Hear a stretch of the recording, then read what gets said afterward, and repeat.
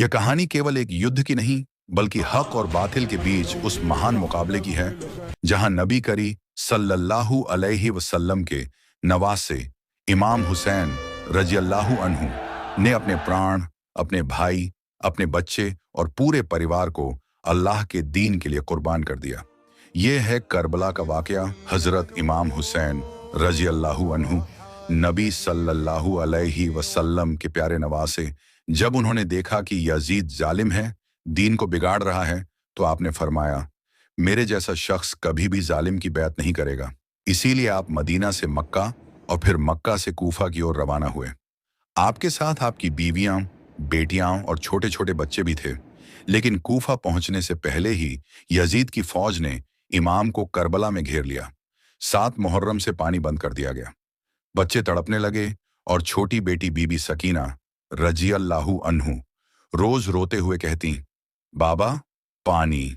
इमाम हुसैन रजी अल्लाहु अन्हु ने अपने 6 महीने के मासूम बेटे अली असगर रजी अल्लाहु अन्हु को गोद में उठाया, दुश्मनों के सामने ले जाकर कहा, अगर मुझ पर रहम नहीं करते तो कम से कम इस मासूम पर तो पानी दे दो।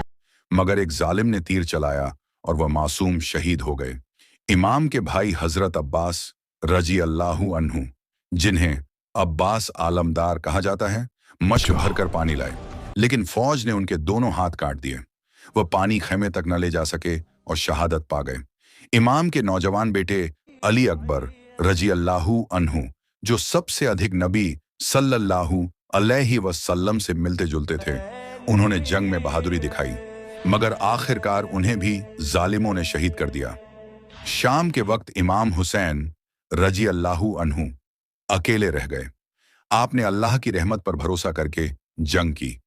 आपके सिर पर तलवार का वार हुआ, जिस्म पर तीर बरसाए गए और आखिर में आप शहीद हो गए। आपकी शहादत के बाद जुल्म इतना बढ़ गया कि इमाम का सर काटकर यजीद के दरबार में भेजा गया। शहादत के बाद आपकी बीवियों और बच्चों को कैद कर लिया गया।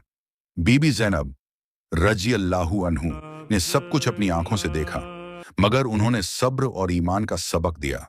उन्हें शाम के बाजारों में ले जाया गया, मगर बीबी ज़ैनब रजी अल्लाहु अन्हु ने यजीद के दरबार में हक की आवाज बुलंद की। पैगाम: करबला हमेशा इंसानियत को यह सबक देती है, हक के लिए कुर्बानी देनी पड़ती है।